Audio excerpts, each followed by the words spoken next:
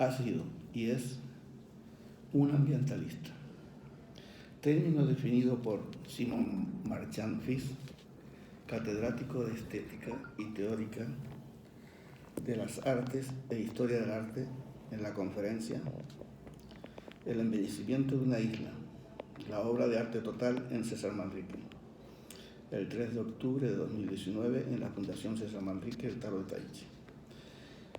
También lo consideramos a título personal como un decorador por excelencia, sin su misión creativa e imaginativa para ensalzar la belleza natural utilizando elementos como las plantas, el agua, piedra, la iluminación con luz natural, etc., con la visión de ir creando y a su vez un entorno colorido por donde quiera que dejaba sus huellas.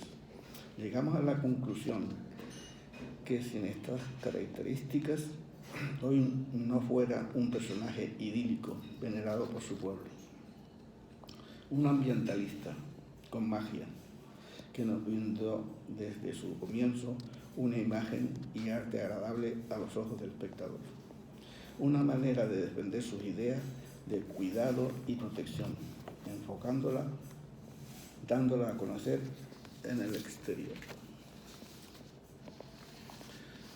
Como reclamo de que hay que buscar lo bello con otras aristas, sencillas y llenas de pasión, hacia la madre tierra, a la que tanto amó y llamó Lanzarote, primer destino turístico de alta calidad.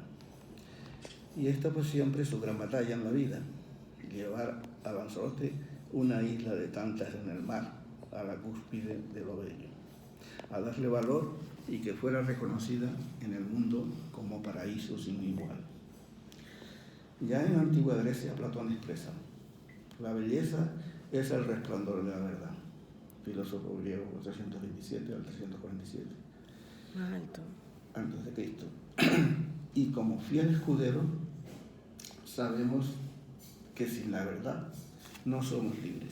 Pensamos que este es el puente que nos ha unido a la fantasía viva y en constante evolución. César y yo, y habrán además algunos otros, seremos los Quijotes que en este mismo tiempo y milenio, buscando esa verdad oculta en lo profundo del territorio y más allá del cielo, el universo. Comienzos del vínculo. Eduardo Cáceres, proyectista ignorado en la obra de César Manrique. Otros arquitectos colaboradores: Antonio Cardona Aragón y Enrique Espínola. Las Palmas de Gran Canaria. Vamos a comenzar en 1951, cuando nuestra familia regresa a Las Palmas después del exilio en el Hierro, isla de nuestros orígenes.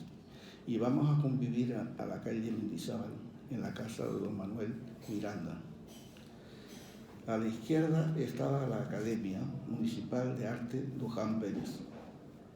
A la derecha, la plaza del Mercado Municipal y el puente de palo sobre el Guiriguada.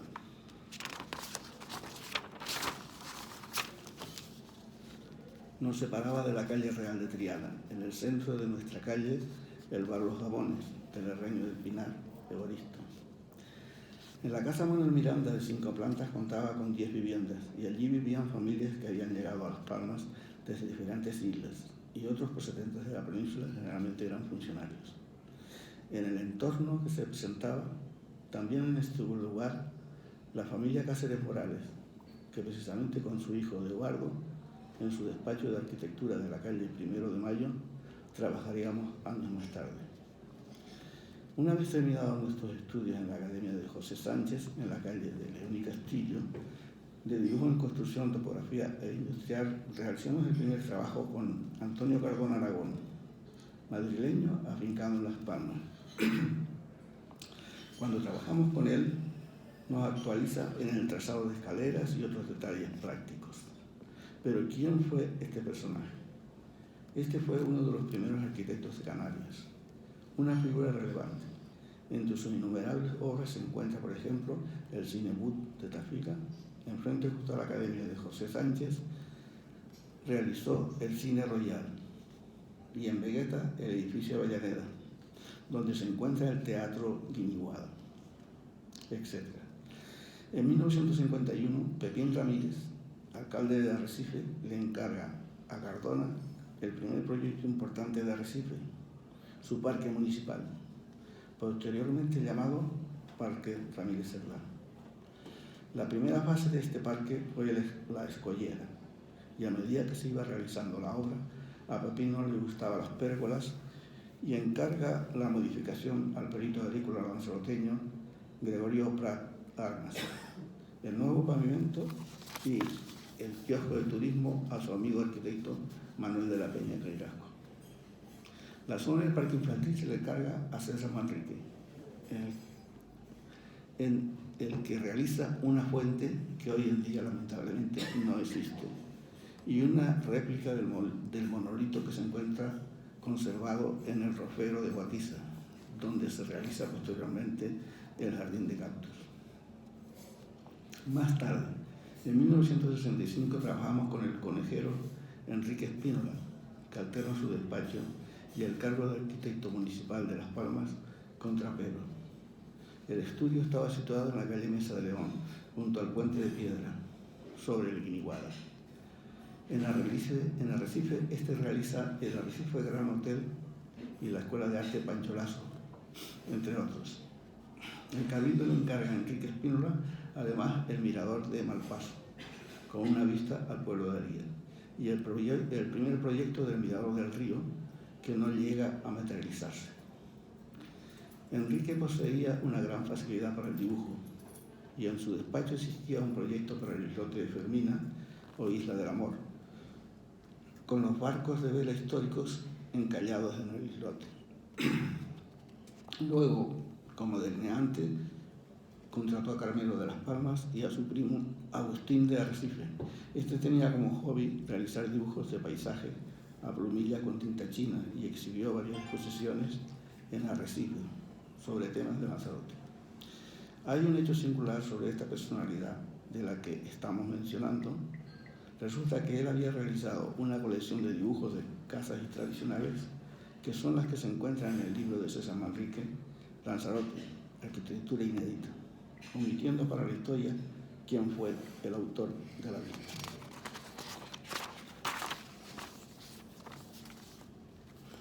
El legado de Eduardo Cáceres Morales. Posteriormente trabajamos en el estudio de mi vecino Eduardo Cáceres Morales, otro conejero fundamental en el desarrollo de los proyectos del Cabildo de Lanzarote y de su isla en general, y que tuvo relación con César Manrique y Pepín Ramírez, específicamente todo lo que respecta a la planificación y ordenación del territorio de Lanzarote. Su despacho estaba situado en la calle 1 de Mayo. Como delante tenía al compañero Raimundo, que procedía de Telde. Eduardo había adquirido el compromiso del plan de ordenación de Las Palmas de Gran Canaria. En la Escuela de Arquitectura desarrolla la cátedra de Urbanismo y Ordenación del Territorio. El Cabildo de Lanzarote le encarga en Timanfaya el restaurante El Diablo. César comentó en esa ocasión: quiero que sea como si una nave espacial se posara sobre Timanfaya. Integración del centro turístico Mirador del Río sin romper el paisaje natural. Eduardo en esa época, en los años 70, realiza el segundo proyecto del Mirador del Río, que fue el que se ejecutó, marcando César unas pautas medioambientales de integración en el paisaje del mismo. Casi todos los proyectos que realizaba el Cabildo de Lanzarote se le encargaban a Eduardo, como las diferentes ampliaciones del Hospital Insular, entre otras. Posteriormente, César propone construir un pequeño hotel para proteger los jameos del viento de la zona, y el Cabildo de Lanzarote le encarga a Eduardo por falta de recursos. Se queda a medio construir durante buen periodo de tiempo. Posteriormente, Soto lo transforma en la Casa de los Volcanes. En 1969, el Cabildo toma la decisión de encargar que redacten un plan insular de ordenación. Dicho plan es encargado al arquitecto Eduardo Cáceres Morales, y César Manrique da unas pautas desde el punto de vista medioambiental, como el blanco de las casas o la prohibición de carteles publicitarios, entre otras, siendo el primer reglamento de control urbanístico de este tipo en España, sirviendo como ejemplo de orientación a los futuros planes de ordenación. Esto lo pueden ver en el anexo. Documental Las Manos. En el documental Las Manos, realizado por Miguel Ángel Morales, nos muestra que los centros de arte y turismo de Lanzarote son una obra colectiva, desde el Cabildo, Pepín Ramírez, César Manrique, Jesús Soto, Luis Morales, encargado del personal, y los artesanos de la madera como José Carballo, el cantero José de León, el herrero Santiago Hernández y el especializado en plantas Feliciano Luzardo, el hombre que hablaba con las plantas. José Ramírez Cerdá, el que transforma a Manrique en un César en Lanzarote.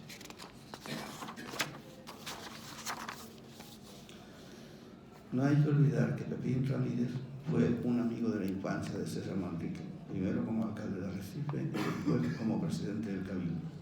Es el que le da a César Manrique el respaldo económico y sobre todo político. Sin el apoyo de Pepín y sus estrategias para buscar la financiación, hubiera sido imposible la transformación de Lanzarote. No hay que olvidar que los recursos económicos eran muy escasos en esa época. Había que usar todo tipo de estrategias para buscar los medios en otras instancias y competir con otras instituciones en Lanzarote, fuera de la misma y dentro de la comunidad autónoma y a nivel de Estado. Pepín Ramírez idea crear una empresa de Cabildo que realice las obras insulares, no solo mejorando la calidad, sino también los beneficios que pudieran generar. Esta idea redunda en las arcas del Cabildo y pone al frente de la misma a Luis Morales Padrón. Los proyectos políticos son básicos. En esos momentos, César Manrique trajo a Costa Teguise a la empresa Río Tinto, que es la realizadora de la urbanización Costa Teguise, aportando desde el inicio un desarrollo turístico en Lanzarote. También posteriormente, en la fase constructiva, tuvo participación el amigo arquitecto Higueras en la ejecución del Hotel Salinas y la Casa del Rey de Jordania, y con Alfonso Galán, el pueblo marinero, entre otras obras. Todos ellos colaboraron directamente con César Manrique. Dimas Martín, una piedra en el camino de César Manrique. Dimas Martín, alcalde de Teguise, decide expulsar a César de la dirección del control de la UCCT de Costa Teguise y nombra como responsable a Ildefonso Aguilar de la Rúa. Si no hay apoyo político, no se puede controlar artísticamente ningún ayuntamiento ni la isla en general. ¿Cómo conoce Antonio Torres Barrera personalmente a César Manrique? En el primer congreso de gigantes en Benidorm, en el año 1982, anuncia que se va a realizar una conferencia de medio ambiente por César Manrique y queda totalmente prohibido fumar en la sala. Pero durante la conferencia, como dato curioso, había una nube de tabaco en la parte superior del salón. Al final de la misma tenemos un encuentro con César y le muestro los diseños de las obras que estaba realizando en el Cotillo, Fuerteventura. Posteriormente, él se desplaza a Fuerteventura y va a visitar las obras del Cotillo, pues el promotor de la urbanización Los Lagos le había pedido asesoramiento para el desarrollo de los lagos. En este encuentro nos comenta cómo teníamos que organizarnos. Perdón, Antonio, habla de la imagen, que la tienes ahí en la pantalla. Sí, bueno, aquí tenemos dos imágenes en la pantalla. Una perspectiva, que es la perspectiva de la primera obra que se hace en el Cotillo, en toda la zona norte de Fuerteventura, y está hecha en el año 72. Y después la otra de al lado es una talla de Encaoba, que es un homenaje a César, ¿no? Son los jameos del agua, hechos en alto relieve. ¿Y la madera que usaste? Sí, ya. Para llevar su línea de trabajo que debía de fijarme en la arquitectura tradicional y rescatar los detalles de las casas para incorporarlo a los nuevos diseños. Más alto. Pero nosotros ya habíamos recorrido ese camino con anterioridad, 10 años atrás, en la realización de los proyectos Gran Valle del Sol, una urbanización modélica para una firma alemana. Toma agua.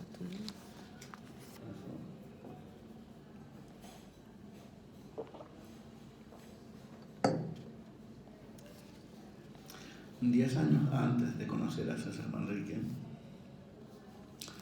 el despacho de Peña contrató un decorador tradicional de Las Palmas, Ricardo Rubio Rosales, que era sobrino del farmacéutico Rosales, y su tía Hortensia Pérez, alcaldesa progresista del Ayuntamiento de Puerto Rosario.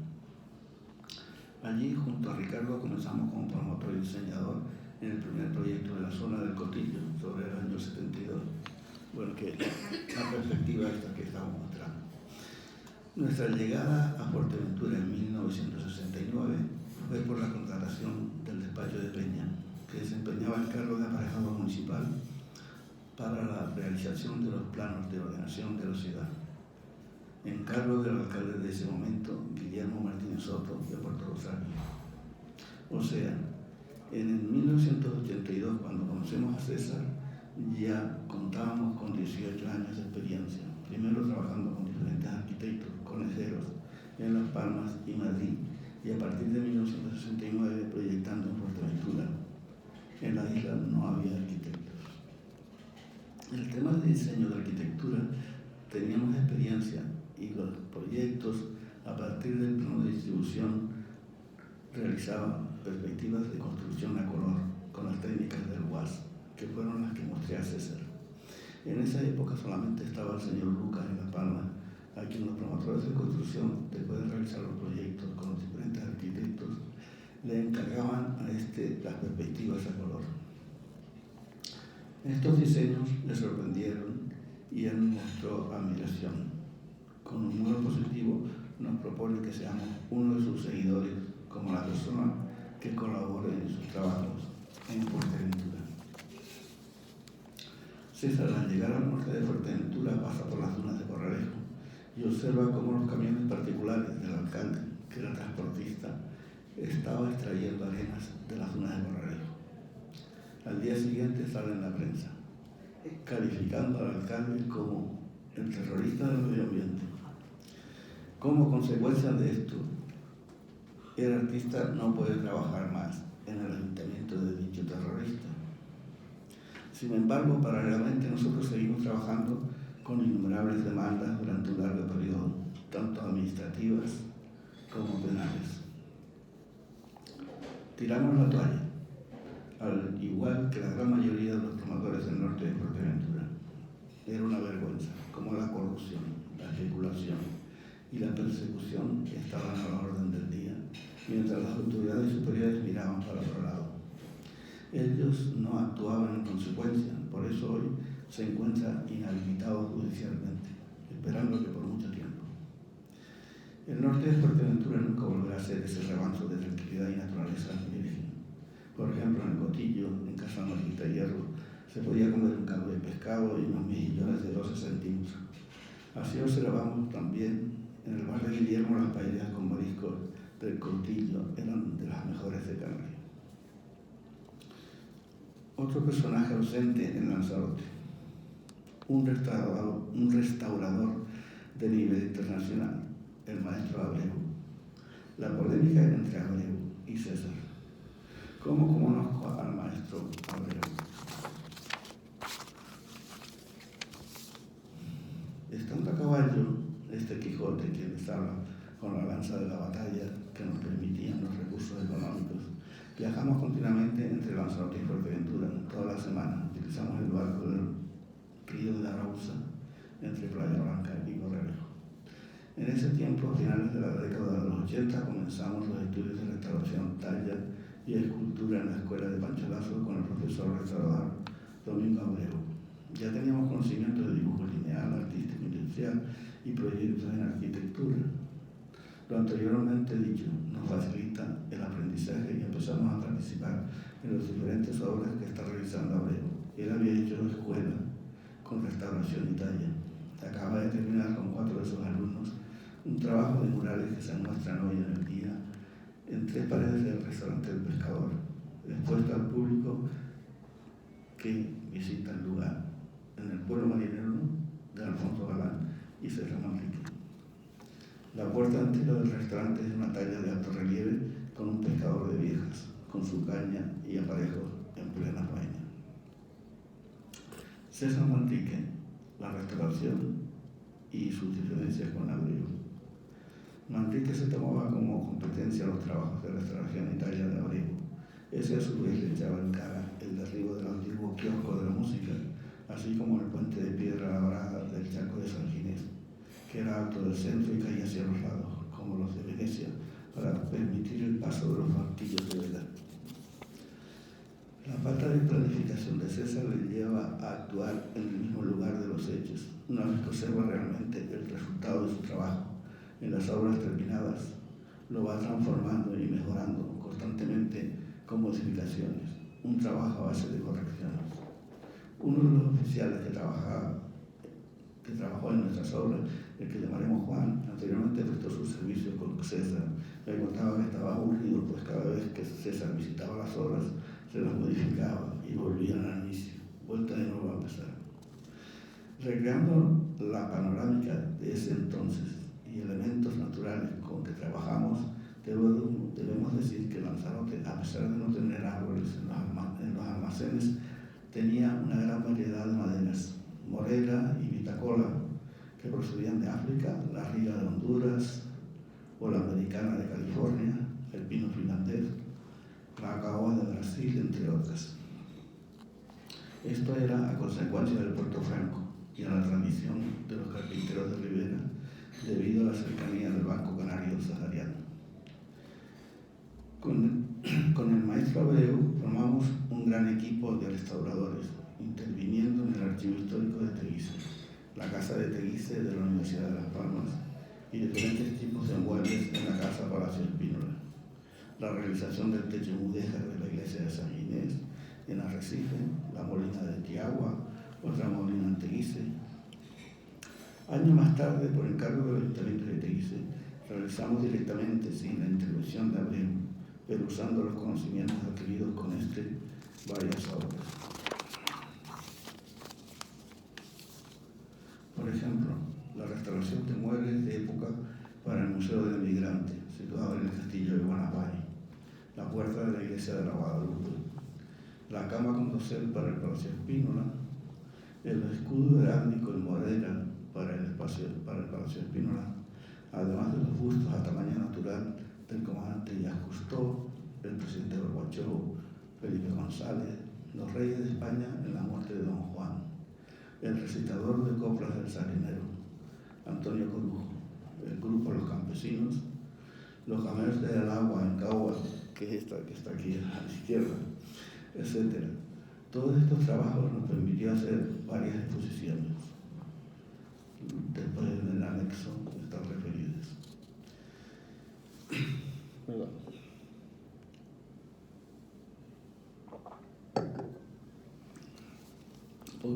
Publicaciones. Con César Manrique coincidimos en el libro Escultura más divagante, de arquitectura fantástica en España, dirigido por el catedrático de Historia del Arte de la Universidad Autónoma de Madrid, Juan Antonio Ramírez. Tiene publicado más de 40 libros de arquitectura. Por la Fundación Lucas de Soria se realiza un seminario para marcar las directrices de este libro y se aportaron diferentes ejemplos de la arquitectura contemporánea de cada comunidad autónoma. Los diferentes catedráticos fueron Gonzalo Borja Gualiz por Zaragoza, Julián Díaz Sánchez por Castilla-La Mancha, Francisco José Galante Gómez, director de la Cátedra César Manrique, instruida por la Universidad de La Laguna, Javier Hernando Carrasco por la Universidad de León, Juan José La Huerta, arquitecto catedrático de Historia del Arte por la Universidad de Barcelona, María del Mar Lozano Bartolozzi, Universidad de Extremadura, Fernando Martín Martín, Universidad de Sevilla, Francisco Javier Pérez Rojas, Universidad Autónoma de Madrid; Carlos Reyero, catedrático de Historia del Arte por la Universidad de Madrid; Laila Rosa Armengol, profesora de Historia del Arte de la Autónoma de Madrid; Francisco Javier San Martín, catedrático de Historia del Arte de la Universidad del País Vasco; Miguel Seguí Aznar, catedrático de Historia del Arte de la Universidad de Baleares; María Luisa Sobrino Manzanares, catedrática de Historia del Arte de la Universidad de Santiago. Prólogo. La arquitectura fantástica. Juan Antonio Ramírez menciona nuestros trabajos en la creación extravagante. El alojamiento de las pautas ordinarias del comportamiento artístico no implica más desorden psicológico que el atribuible a cualquier innovador científico, técnico o literario. Todo induce a pensar que en el empeño creativo contribuye a la sólida reestructuración de su personalidad, que podría calificarse de heroica por la tenacidad con la que afirma y defiende su singularidad en un medio indiferente, cuando no manifiestamente hostil. Sus obras son casi siempre especiales, destacando mucho en el medio en el que se encuentran y suelen llevar la firma orgullosa de su autor. Revista Nacional Que Leer. La Revista Nacional Que Leer, en la publicación con motivo del 10º aniversario 1996-2006, publica Escultura más relevante de la arquitectura fantástica en España. Juan Antonio Ramírez dirige. Dice: en cualquier caso, son obras admirables, porque han surgido de la ilusión. Texto de A. Iturbe. La selección comienza. Número 1. La Casa de la Ilusión, levantada por el polémico Antonio Padrós. Número 2. El Jardín Escultórico de Máximo Rojas, de la Alcolea del Pinar, Guadalajara. Número 3. Men, el añorado hippie de Gamelle, La Coruña. Número 4. La Casa de Dios de Épila. Número 5. La impactante Casa Museo del artista burgalés Sarabuti. Número 6. La popular Villa Vecina de Taberner, en Valdigna de Valencia. Número 7. La Casa de Dalí, en Porligat, gran obra de arquitectura más gigante. Número 8. El mito de la caverna y el jardín del Edén. Casa de César Manrique, en el estado de Tenche, Lanzarote. Revista Redalic. En esta revista científica que recoge trabajos en América Latina, el Caribe y Portugal, y es elaborada por la Universidad Nacional Autónoma de México. Se menciona por parte del investigador científico del OPIS, Instituto de Historia, Andrés Galera, que en el artículo Evolution in 4 Dimensions, Massachusetts, 2005, redactado por Eva Jambronka y Mario J. Lam, plantean el debate de cómo funciona la mente y cuándo apreció la cualidad humana está lejos de cerrarse. Puede que tenga razón Carl Sagan al proponer que la mente no es más que la expresión de millones de neuronas junto a la acción de unos cuantos elementos químicos. De la Asociación Española de Neuropsiquiatría, Ángel Cajigas, cuando se dirige en referencia al prólogo del libro Arquitectura más divagante en España, expresa que la arquitectura fantástica en España, al toparse con la explicación que los neologismos del título da el director del aula en su introducción, donde nos habla de la seriedad y la brutalidad de los creadores más divagantes, de los creadores de esta arquitectura fantástica, como Antonio Padrón Barrera, autor de La Casa de la Carta en Fuerteventura. Libro Territorio, Memoria e Identidad. Territorio, Memoria e Identidad, dirigido por Francisco Galante Gómez, catedrático de Historia del Arte de la Universidad de La Laguna y director de la cátedra César Manrique. El libro ha sido editado por motivo del tercer centenario de la fundación de la parroquia de Nuestra Señora de la Regla, Pájara, Fuerteventura, 1711-2011, el cual compartimos con César Manrique y Pepe Vamos. Hoy un proyecto de mirada hay un proyecto de mirador en la parte alta del barranco de los Canarios, idea de Pepe Damaso, Agaete, 1933, el amigo inseparable de César Manrique en sus viajes y vivencias.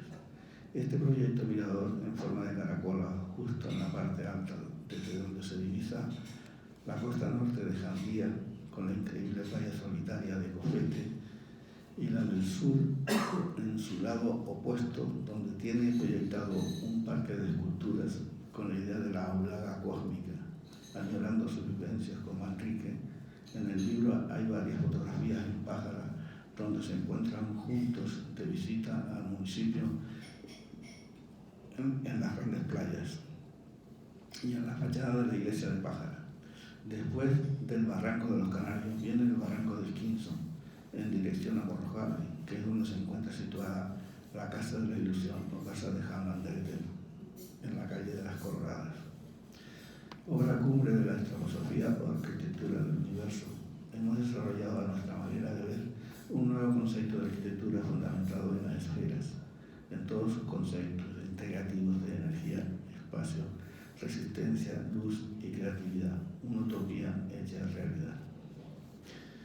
Otros libros.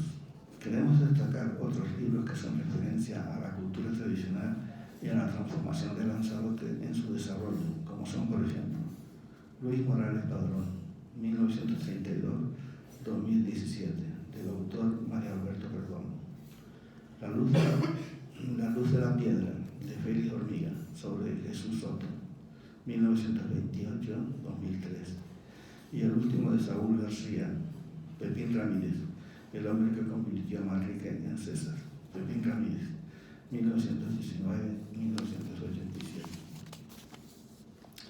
Participación en la ITV. De seguidores de César Manrique, una invitación de la Feria de Turismo de Berlín de ITV, marzo 2018, con la alumna de César Manrique, Bettina Burr. Aquí presente. Miembro de la Academia de las Ciencias y Ingeniería de Humanidades de Lanzarote. En esta presentación de esta isla, en la sala del ecoturismo, Bettina intervino como un documento, un maravilloso experimento sobre la sociedad de Aría. Antonio Pablo Barrera expresó la conferencia de la casa Hans Andrete y la antroposofía de arquitectura del universo. Y para terminar, les comunicamos que próximamente saldrá un libro sobre la arquitectura española, escrito por Hofar, catedrática de Historia del Arte de la Universidad del Estado de San José, en Silicon Valley, California, Estados Unidos. Además, es directora de la Sala de Arte Thompson Gallery y dedica un capítulo del libro a la antroposofía o arquitectura del universo de Antonio Padrón Barrera, lo cual le agradecemos. Sin nada más, queremos darle las gracias a todas las personas e entidades que han colaborado con los autores. Sin ellos no habría sido posible el realizar estas obras de ensueño, utópicos, y plasmarlas en nuestro paisaje. Conclusiones. Con este trabajo llegamos a las conclusiones que las ideas de César Manrique siguen vigentes hoy en día. También nos permitió comprender que Manrique no trabajaba solo y que se apoyó en el trabajo en equipo. De ahí parten sus éxitos, aunque este criterio sea olvidado por la mayoría de la literatura que trata su obra, y de su carácter intransigente con sus ideas había ternura y pasión por lo que amaba, su Lanzarote querida. Un lema que llevó durante toda su vida: mostrar la isla, sus riquezas naturales de manera sencilla. En nuestra humilde opinión lo consideramos embajador de la cultura conejera. Estos pensamientos son los que nos vinculan a su trabajo. Si esta personalidad de la que estamos hablando no hubiera tenido la inquietud del conocimiento de las bellas artes y la beca para el desarrollo de la cultura, financiada esta última por Rockefeller en Estados Unidos, y después el apoyo de su amigo de la infancia, Joaquín Ramírez, desde las instituciones del Ayuntamiento y del Cabildo, no florecería el fenómeno de César y no existiría un César en Lanzarote. Además, consideramos que se presenta en la época actual un estado de persecución a cualquier artista que emerja y tenga cualidades para continuar el legado histórico de esta estirpe, si no es aprobado por todo el poder constituido de la herencia del personaje del que hablamos, que no se mueva una sola iniciativa que no pase por dicho filtro. Esta regia dictadura tiene intereses espurios.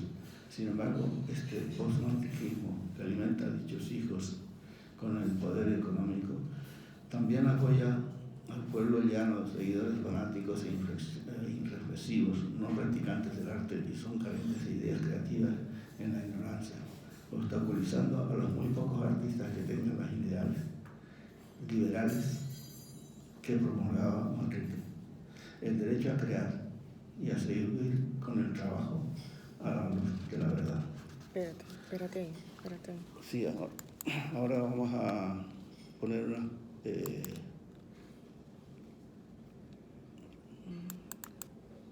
diapositivas. Explica eso. Sí, bueno, esta ya hablamos de ella, que ¿Representa? Bueno, sí, representa a los amigos del agua dedicados a Manrique. Entonces, este fue el título. Seguimos por... Sí, este es el dibujo de la casa de Hans Andrette, en la perspectiva, antes de hacer el proyecto, que es la idea, ¿no? Nosotros hacíamos las perspectivas antes de los trabajos. ¿Y es donde tú aplicas la antroposofía? ¿Es un estudio? Sí, esta es especial, o sea, donde son 7 niveles interiores, donde realizamos el concepto de 7 esferas dentro de una esfera mayor. Lo que se ve por fuera no es lo mismo que por dentro, por supuesto. Sí, no, o sea, tiene un mundo. Esto es un trabajo que nos encargaron para un restaurante. Y se observan las chimeneas también. Sí, el detalle de las chimeneas. De la chimenea. Esta es en el Cotillo. Primero fue la anterior, que la del año 72, y después hicimos esta, posteriormente, que al final quedó también a medias, ¿no? Que es la de los pitufos, en los lagos del Cotillo. Sí, ya esta hablamos anteriormente. Y que marcó, esta fue la primera obra, pero fue la que marcó la arquitectura del lugar también. Sí, este es el primer proyecto del Cotillo. Pero después hubieron otros arquitectos que siguieron esa misma línea. Sí, o sea, la gente siempre, hay mucho que le gusta copiar, ¿no? Esta es una chimenea ahí. ¿Dónde está situada? En Tías, en una de Tías. las viviendas de Tías. Sí, también es sobre la misma vivienda. En la terraza, con la barbacoa. Pero que estas chimeneas son funcionales también. Sí. No son representativas nada más. Bueno, en el complejo hay 60 chimeneas, muchas tradicionales de Lanzarote, otras que son ya con otros diseños, pero en realidad es un homenaje a Lanzarote, ¿no? A sus chimeneas, porque la chimenea es la representación de Lanzarote. ¿Y en qué chimenea te inspiraste? ¿Cuál? La de Teguise, en Teguise. Sí, las tradicionales de la isla. Esta es la chimenea, sí, la parte de adentro. La parte interior de la chimenea exterior. Sí, una de las salas, ¿no? Sí, la parte de la cocina. Esta parte de la chimenea. Sí, una parte de ahí también es la campana de la chimenea de la cocina, que después fuera, o sea, se representa con mucho más volumen, y donde lleva también, todas ellas llevan una cámara de humo interior. Entonces el viento viene, revuelve y después conecta con la salida que viene de la parte baja para que tenga el tiro, ¿no? O sea, que todas las chimeneas que hay allí son chimeneas funcionales, no son decorativas. Sí, las claraboyas con cristal de catedral. ¿Con qué objetivo las hiciste? Para la entrada de luz. Sí, las entradas de luz, la luz cenital es la más directa, que viene desde el sol. Entonces se las usaban antes las catedrales como luz mística, ¿no? Y luego le pusiste cristales de colores. Sí, Esos son cristales de catedral de Colombia. Las escaleras también, todas son muy particulares, o sea, no hay ninguna escalera igual. En este complejo todas las viviendas son diferentes. Es un grupo de 24 viviendas. Es el único edificio en Lanzarote que no cumple con la normativa esta de el repetitivo Clonaje. Número en serie. Que el sistema, o sea, es el sistema de trabajo que implica toda la cadena que es por la cual la arquitectura hoy pasa a ser que está toda unificada. Repetitiva, porque, o sea, no solo en Lanzarote, sino, o sea, que en general, en todo el mundo. Entonces se va perdiendo la creatividad, se va perdiendo porque la economía trabaja con la unidad de obra, entonces el salirse fuera de esta cadena no es fácil, es bastante complicado. Sí, este es el baño, es bastante amplio. Sí, otra claraboya, que estas se utilizan, o sea, la luz cenital y abajo lo utilizamos de macetero, ¿no? Entonces la luz que entra del cielo pues va directamente a las plantas, ¿no? ¿Dónde está situada eso? Sí, esa está en Jandía, en la casa de Gran Langrete. Y generalmente incluso está creada fuera de la casa como un elemento añadido, se abre hacia el interior para comunicar, pero o sea, es un elemento que no rompe la distribución interior, sino que se crea fuera y se integra a la casa. Aquí también es una claraboya, pero esta está en el techo del estar y debajo está preparado para poner las plantas y ocupar ese volumen que se queda fuera de la dimensión humana. Que está la casa que está en el libro María Gigante. Sí, esta es la casa de la ilusión. Entonces, vamos a abrir esto, el PowerPoint. A ver, espérate.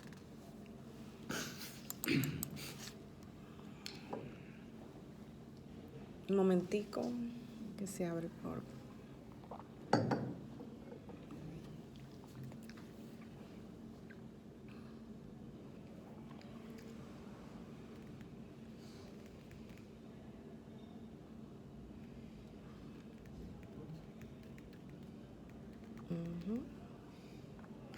Sí, esta es de la primera construcción del 72, que eran 7 viviendas. Ahí nos cogió la crisis del petróleo en el 74 y estuvimos 4 años con la promoción esta.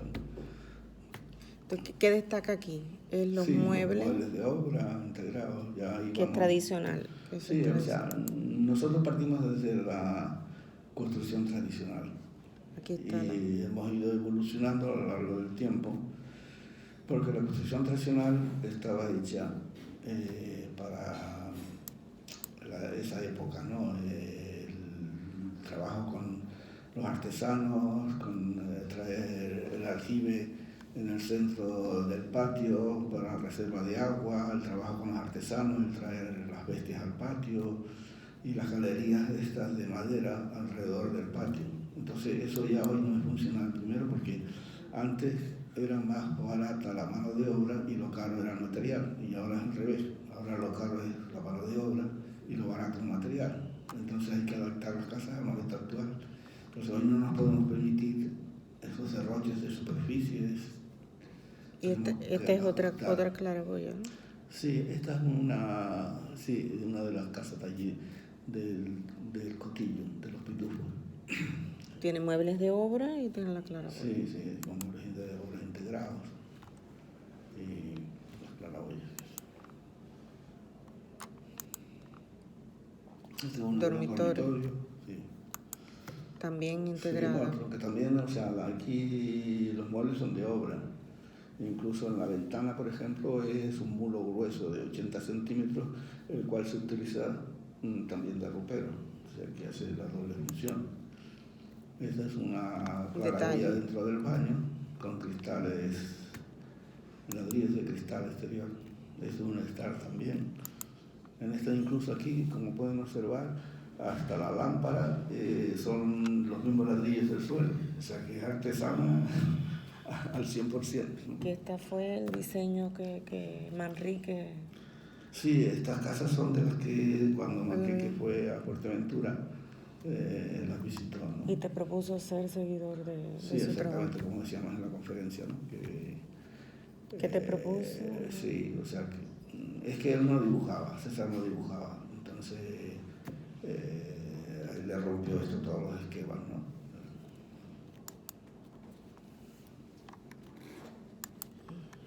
Aquí, por ejemplo, está curioso porque dentro de la misma casa se pasa de la planta baja a la planta alta y el techo sube y crea como una especie de cueva en la cual se desarrolla la escalera para unir las dos plantas interiormente, ¿no? Entonces no es normal esto, o sea, es bastante novedoso. Sí, esta es eso de los exteriores. De esa casa del Sí, de los pitufos de General Cotillo. Aquí estamos en Jandía ya, con la casa de Hans Sangrete, que es la que se menciona en el libro. Sí, la que rompe los esquemas por ahí en la arquitectura fantástica en España. Y como pueden ver, o sea, no es una placa de techo, sino todos los techos son individuales por habitación. Y, o sea, los diseños se comienzan desde dentro, con los espacios, o sea, a partir de un punto central se desarrollan los 7 niveles para ajustarlo a la esfera, que es el concepto puro de la ley natural, o sea, las esferas, que es la misma dinámica de los planetas, ¿no? O sea, todo se une alrededor de un punto y va creciendo siempre en esfera, entre más masa, más crecimiento, y siempre creciendo en esfera. ¿Por qué? Porque si se crece en otra forma, llega un momento que se divide y se forma en otra unidad y ya se pierde el concepto unitario, el concepto básico. Y a través de ese concepto básico es donde están la máxima las energía. leyes naturales de ahorro de espacio, de tiempo, de resistencia, de energías, o sea, economía del espacio. Sí, o sea, de todos los aspectos. O sea, la esfera además se repite tanto en el universo como en lo micro, ¿no? En lo sencillo, en lo más pequeño. Células, en la materia de las partículas de la materia, o sea, que la esfera, por leyes naturales, es la que tiene más cualidades en todos sus aspectos. ¿Y tú le llamas bioescultura? Sí, o sea, la bioescultura. Sí, son nuevos conceptos, ¿no? ¿Bio por qué? Sí, o sea, porque es que el bio es una de las ramas, pero es que la esfera integra vida, todo. bio es vida. Sí, o sea, porque o sea, las formas son naturales, entonces la biología tiene que ver porque... ¿Y la estraposofía también? Sí, bueno, la estraposofía viene del concepto... Nosotros cuando estábamos haciendo las casas de Cotillo, pasó un alemán que era un notario en Frankfurt y estaba haciendo la traducción de la ley de propiedad horizontal española a los alemanes. Entonces él había estudiado en las escuelas Bandor. Y, o sea, me dijo que aquello era antroposofía. Y entonces después incluso me mandó un libro. Y vimos un poco más o menos también los conceptos de antroposofía. ¿Y en qué se basaba la antroposofía? Sí, o sea, Goethe,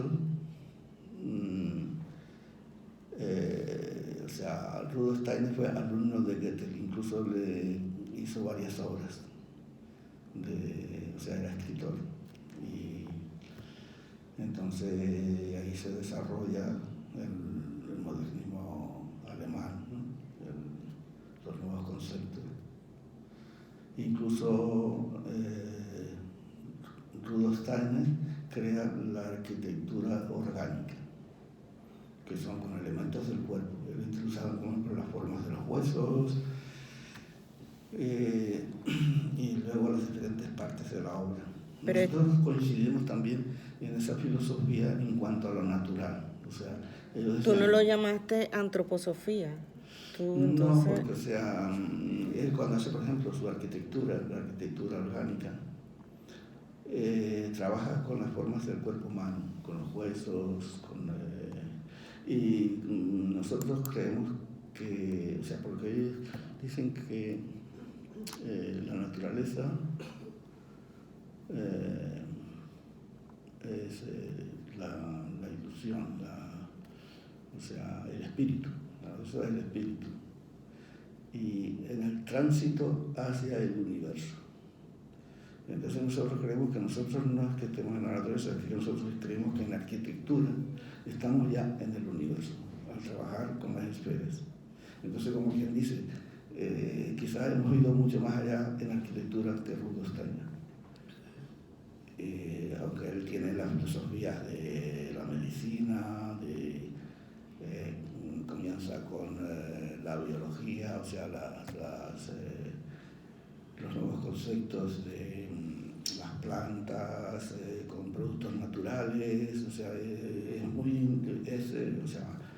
también los conocimientos son en todos sus aspectos, o sea, es precisamente porque el concepto esférico incluye precisamente no estudiar en una rama sola, sino multidisciplinar. Exactamente. Entonces, por ahí vamos más o menos. Que no te limitaste a la biología, no te limitaste. Vale. No, la biología es parte de la naturaleza. Vale.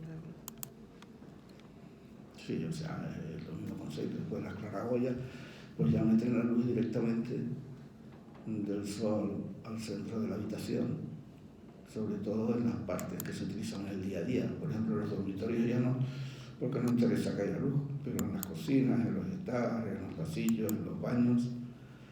Aquí, por ejemplo, estamos en el garaje, en la zona de hobby del garaje, que allí entraron y nos dijeron, ¿y esto qué es? El garaje dice, bueno, pues es que nosotros aquí, en vez de poner el coche, pondríamos el piano, ¿no? O sea, que es una casa que inspira, ¿no? Que levantan, incluso entran al estar y se ponen a hablar el todo. Es que esto no parece un garaje. Es que esto no parece un garaje. No, es que la casa te levanta, o sea. Y no lo usó como garaje, porque ahí se ve que tienen otras cosas de estudio. Sí. Ya. ¿Está en la parte aérea o en la parte subterránea? Sí, nosotros la casa está enterrada bajo tierra. Una parte. Por el norte. Una parte. Para proteger precisamente del viento y del aire. Y va abierta al sur y a los otros lados. O sea que por esa parte también es hace como tipo cueva, ¿no? Es que está estudiado en todos los aspectos. Aquí sí, ya pusieron un coche. Ajá, sí, ya nos vemos ahí. Es que es bastante amplio también, o sea que tiene la zona de hobby y tiene la parte de garaje. ¿Y qué pasaba con el sonido aquí? ¿Qué pasaba con el sonido? ¿Cómo estaba dentro bajo tierra? Sí, o sea, ahí se crea el efecto cueva. Y es que, o sea, la esfera es como la Tierra, una esfera. Entonces la Tierra tiene todos los climas. O sea, en la esfera no hay dos puntos en el mismo sentido. Todos los puntos están en las diferentes dimensiones. Entonces, todos los climas es la máxima variedad de climas, porque tiene lo máximo. No, y los aborígenes vivían en cuevas. Sí, claro. Lo usaron de casa. Aquí, por ejemplo, en el jardín hay diferentes plataformas. Abajo, la más honda es para las plantas más húmedas, que incluso hay algo de agua. Y las partes altas de arriba ya son para los cactus, para las más... O sea que se crean microclimas dentro del jardín, ¿no? Pero aquí tú usaste otro sistema de economía, de reciclaje. Explica esa parte. del agua. Bueno, después, o sea... ¿Cómo está aquí, diseñado? como no había red de alcantarillado, se puso una fosa séptica y después de la fosa séptica había un filtrante que se repartía por todo el jardín, ¿no? Para consumir el agua. Está preparado ya para el reciclaje. Sí, aquí es el estar, es la puerta esa que se ve ahí es del mueble bar. Que a los americanos les encanta siempre el mueble bar. Parte de la chimenea. Sí, aquí vemos un poco sí, el efecto de... Aquí, o sea, hay gente que pregunta, oye, ¿esto está hecho con yeso? No, nosotros no utilizamos nada de yeso, aquí todo es hormigón. Y las partes altas para los volúmenes son hormigón ligero, que se mezclan con poliespán o para evitar el peso. Pero no hay yeso por ningún lado. Aquí, o sea, trabajamos como artesanos, con el cemento, igual que antes, ¿no? ¿Qué representa esto? Sí, aquí estos son unos cuadros que están hechos con tierra volcánica de Lanzarote, con piedra y papel. Entonces la hemos cogido para hacer una serie. ¿César Manrique usaba eso? Bueno, o sea... ¿En sus cuadros?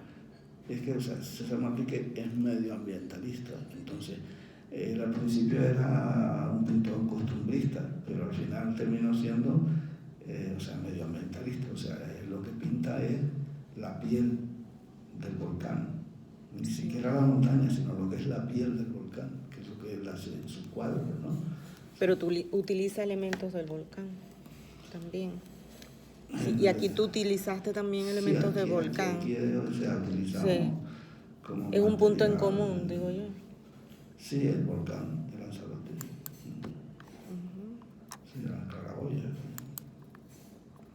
Sí, el garaje otra vez. Lo que pasa es que la puerta rompe totalmente con la arquitectura.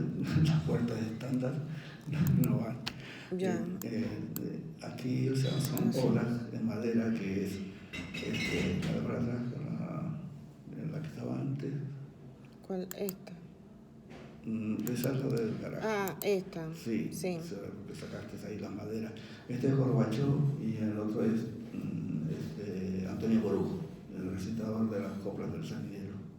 ¿Alrededor de qué año hiciste estas obras? Sí, esto precisamente es aplicando las técnicas de Abreu. Del maestro Abreu. Lo que pasa es que, o sea, nosotros con la capacidad de dibujo y demás, pues llegamos, Abreu no hacía bustos, ¿no? Abreu tenía las sirenas, los pescados. Entonces hacemos una serie de trabajos ya utilizando las técnicas de Abreu, pero llevándolas ya a la parte del paisaje. Está la Sagrada Familia, Felipe González, que con su posición característica. Este es el comandante de Cousteau. Marino, biólogo marino. Sí, exactamente.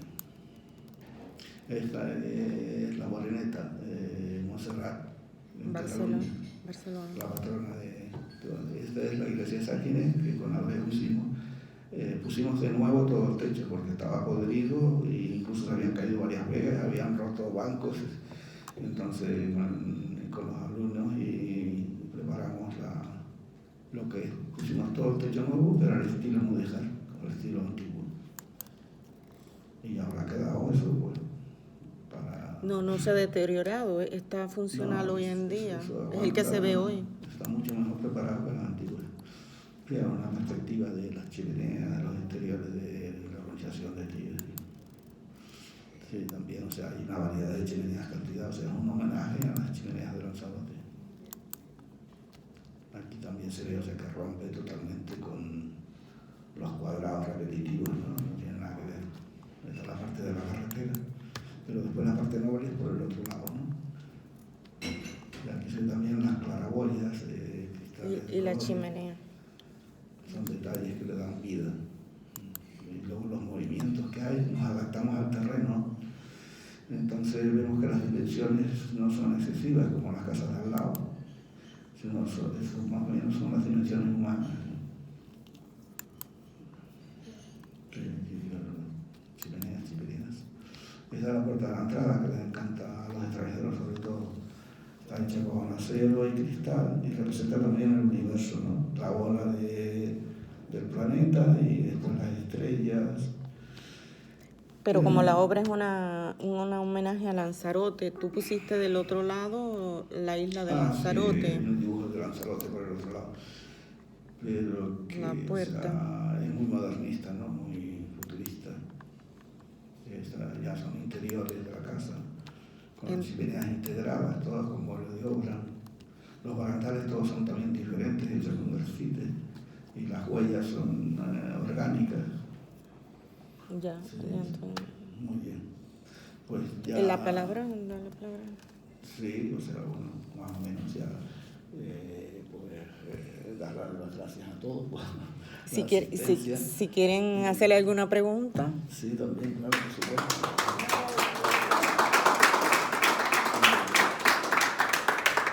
Si hay alguna duda o quieren más o menos algún comentario sobre... Sí. Algo nunca te he preguntado.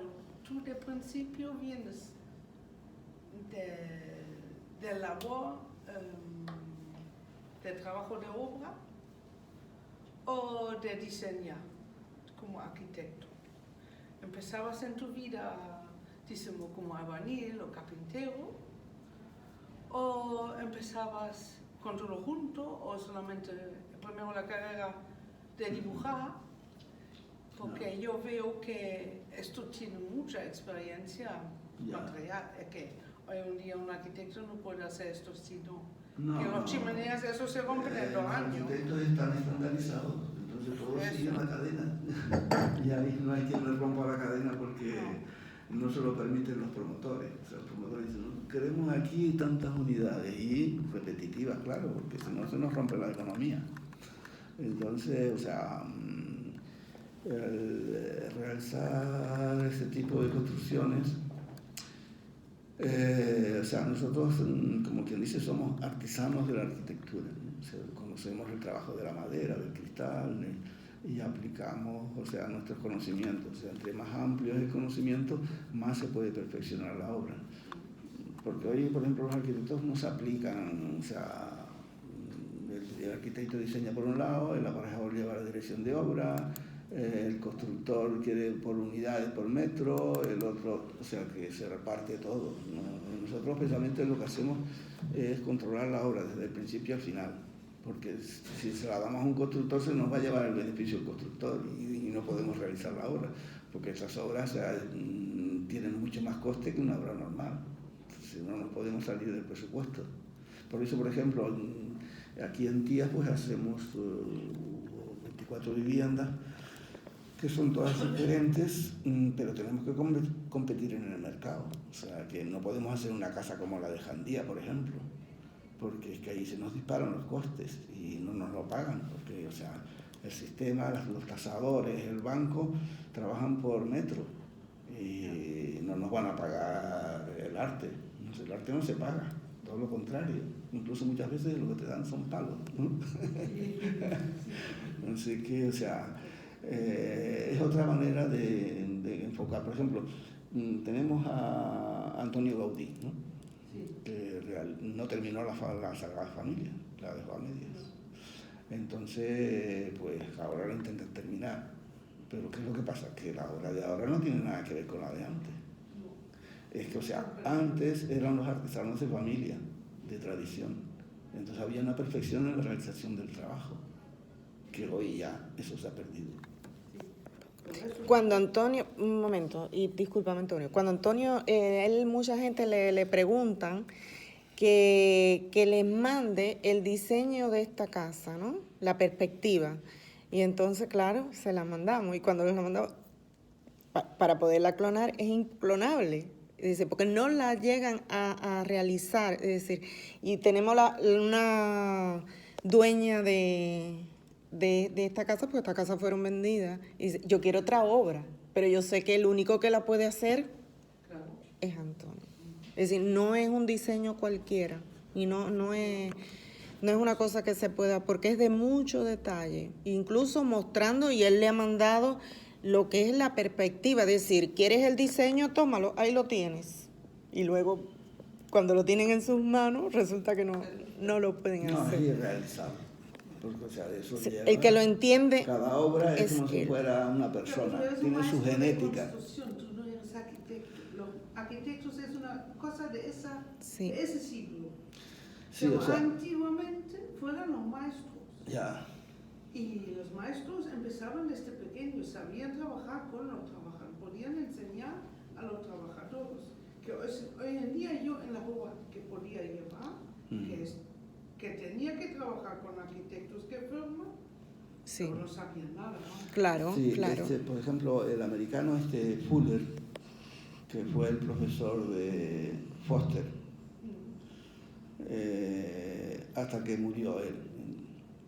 Y Fuller era de las diferentes disciplinas y decía Multifacético. que no se podía crecer en una línea, que había que crecer en forma esférica. Y también crea lo que eran las sinergias que están creadas por Fuller. Él ya tiene también el concepto esférico, pero tiene el concepto esférico en la cáscara, en la parte exterior, que es la que él hace la cúpula geodésica.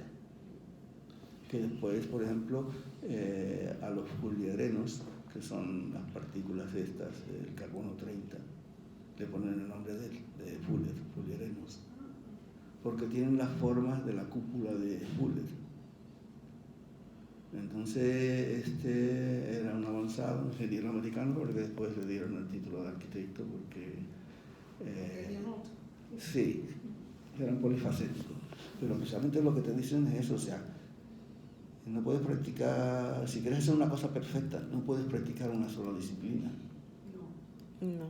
Entonces, entre más amplitud de disciplinas tienes, más puedes profundizar en la creación. Y en la imperfección también está la perfección. Claro, porque es en la búsqueda. Veces, o sea, sí, hay cosas que se Porque vas encuentran, buscando cómo mejorar. o cómo que se mejorar. encuentran, por ejemplo, que creó la penicilina era, o que dejó fuera de la casa las pruebas que tenía allí y crearon los hongos, que era el sistema para conservar la leche, Levadura. No, o sea, el tratamiento que se hace con la leche para Sí. conservarla. La leche en polvo. ¿Eh? Sí. Pasteurización. Era Pasteur. Pasteur. Entonces Pasteur se le queda fuera de la Pasteur, casa. se llamaba él. Las pruebas que estaba Apellido. haciendo y los hongos allí se metieron y dice, sorpresa. Pues ahí descubrió la pasteurización. O sea, que son factores que también, o sea, todo está en la naturaleza. Y el hombre lo que hace es descubrirlo. Ya. Pero todo está en la naturaleza. Hay científicos que van de la teoría a la práctica, pero creo que ese no es el camino. Como decía Marx, mejor es de la práctica a la teoría, y eso fue lo que le pasó a Antonio. Sí, o sea, es un todo. Eso fue lo que le pasó a él. Él fue de la teoría a la práctica. Pero bueno, que claro que tenías tus estudios de diseño también en Las Palmas, que tú empezaste de muy joven también a tener Sí, una inquietud, porque si tú no te gusta eso, tú no lo estudias. No, y también quiero practicar. Claro. Sí, o sea, yo muchas veces digo que aprendemos de nuestras propias realizaciones. O sea, cada realización es un ejercicio de aprendizaje. Lo que pasa es que tienes que seguir la línea y el desarrollo. O sea, tener libertad suficiente como para seguir tu propio desarrollo. Y la libertad fue un punto que defendió César. Claro, porque tienes que, ser el dueño de tus propios... No te dicen que estás loco. Claro. Bueno, en la escultura más divagante se trata un poco de eso, de las locuras y eso, porque, Se sale de lo normal. Son cosas que se salen de lo normal. Fuera de lo común. Está, por ejemplo, Menem Camelle, que es un hippie, que él llega a Galicia y sufre un desencanto con la profesora del pueblo. Entonces él se queda allí en Camelle y con los reciclajes de lo que va arrojando el mar se construye una casa de reciclaje y después cuando viene el Prestige precisamente arrasa y muere. Manfred Webern. que es el Principio de Camelli. O sea que es una historia muy tremenda, ¿no? Pero muy arraigada, ¿no? Muy arraigada. Entonces ese libro tiene, pues, o sea, es una reunión de catedráticos de toda España para seleccionar. Yo creo que esa era la ilusión que tenía Juan Antonio Ramírez, que ya murió precisamente, hacer este libro, porque él tenía 40 libros. A los meses, a los pocos meses de hacer el libro. Este libro rompe con todos sus trabajos anteriores, ¿no? Por eso César dijo siempre, no quiero que me nombren arquitecto. Ya. No soy arquitecto, porque todas mis obras son para caminar por dentro y son obras de arte. Sí. Otras formas gigantescas en que camino. Pero no quería ser arquitecto, porque eso no fue nada para él. Esto Sí. fue como él mismo no sabía dibujar. Precisamente fue una de las conferencias de Higueras, Sí. Fernando Higueras, que precisamente César lo conoce en Madrid en una librería cuando él todavía era estudiante, y conoce a Higueras allí. Y Higueras en su conferencia aquí dice, a mí me gusta trabajar con los arquitectos, no con los arquitectos, con los arquitectos, o sea, los que hacían arquitectura antes de que existiera el titulismo de universitario, ¿no? Que en Francia se respeta. Sí, bueno, en Francia no necesitas el título de arquitecto para, por ejemplo, Fernando Bofill deja el segundo de arquitectura y dice, ya la universidad a mí no tiene que enseñarme nada, y se fue a París a hacer arquitectura. Y cuando ya tenía práctica en París y demás, entonces en España le dan el título, porque ya, o sea... Ya era una personalidad. En Francia no hace falta ser arquitecto para ejercer la arquitectura. Sí, no, o sea que, vamos, lo primero son tus conocimientos, ¿no? Y cómo los ejercitas, ¿no? ¿Esta obra la pudo ver Manrique? Las del Cotillo. Las del Cotillo. Sí, ya sí. las de Jandía no... No, estas ya fueron sí, lo que vimos fue todo lo del Cotillo. Todo lo del Cotillo, ajá. ¿Otra pregunta? Sí, ¿no? Sí. ¿Nos podrías nombrar en qué sitio se encuentran por lo menos las obras más destacadas tuyas? O sea, aparte de Díaz, Cotillo y tal, un poquito para saber dónde está situada. Sí, por ejemplo, nosotros empezamos en el Cotillo.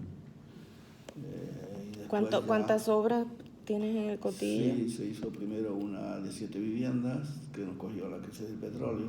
Después ya la segunda, que nos la paralizó cuando ya teníamos la mitad hecha, el alcalde de La Oliva, el famoso Marqués. Y después ya entonces nos teníamos que desplazar a Jandía. Entonces Jandía empezamos ya con la Casa de la Ilusión, que por cierto tengo una allí que a ver si termina ahora, porque lleva 30 años paralizada. Es que en realidad... O sea, a ver si lo terminamos. Entonces después de lo de Jandía ya pasamos aquí con la Abreu, con la restauración, con el trabajo de madera, y entonces empezamos, Nelly de Cosmética Canaria me dice que quiere hacer una casa como la de Jandía, que es Cosmética Canaria. Pero yo le dije, digo, en Tías me matan. Si yo hago una casa como la de Jandía, en Tías me matan, no puedo. Entonces yo le preparé una casa allí que tiene 5 niveles interiores, que, o sea, es modernista, incluso... Que se parece, pero no es igual. Me obligó a bajar, se reunió el pleno del ayuntamiento, de la comisión de gobierno, y que tenía que bajar 1,5 metros la chimenea de Lanzarote. Digo, pero bueno, pero si es que usted mire las normas del ayuntamiento, y las normas del ayuntamiento dicen, lo único que se puede pasar a la altura son las chimeneas tradicionales de Lanzarote. Dice, no importa, nosotros, tú tienes que bajar 1,5 metros, si no te paralizamos la obra. ¿Y lo que dijeron de Gaudí? Y digo, nada, pues bajamos 1,5 metros, porque como estaba Cosmética Canaria por medio, digo, bueno. Pero que, o sea, no, o sea, los conocimientos de los políticos, tenemos la anécdota del concejal de urbanismo, ¿no? Que en una de las reuniones nos dice, pues si Gaudí viniera aquí y solicitara una licencia, se le denegaría. Digo, ¿qué me dice? Una gloria de Sí, España. y eso lo sacamos en el periódico El Mundo, en Madrid. El concejal de urbanismo de Tías dice que si Gaudí solicitara una licencia se le denegaría. O sea, que llega a tal nivel, o sea, un concejal de urbanismo, continuar a lo mejor, de saber. Pues en Alemania lo ves a los pies. Sí, no, agradecido, vamos. sí, o sea, a los niveles tremendos. Sí. En fin.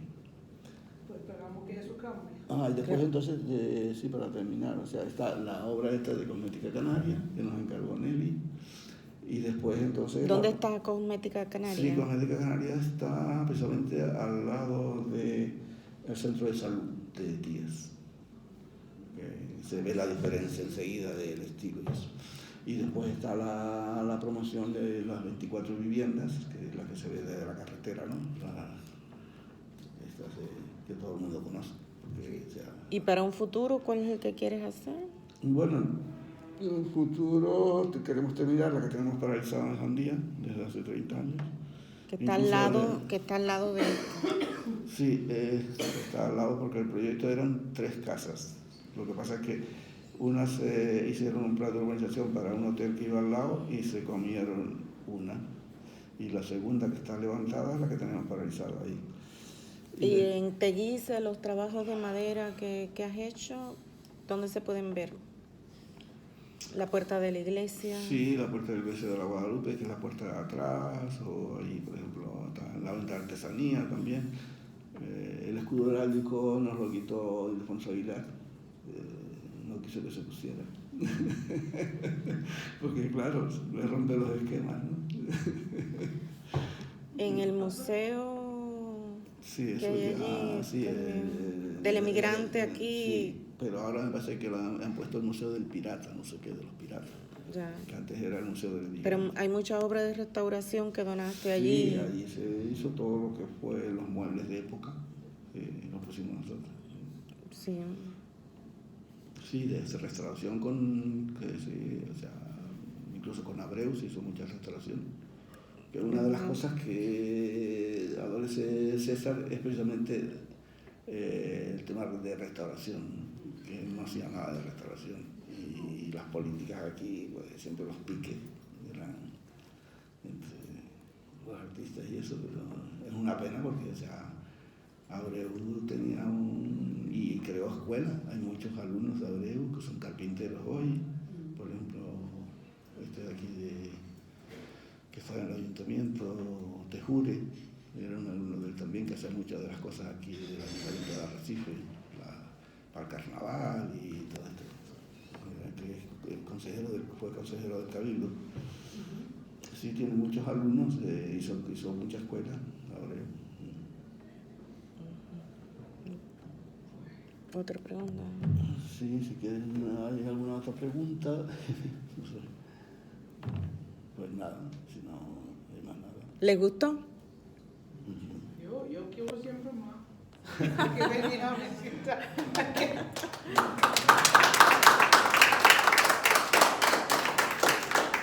Vale, gracias. Muchas gracias a todos por la asistencia. Ya. Y esperamos seguir en la lucha.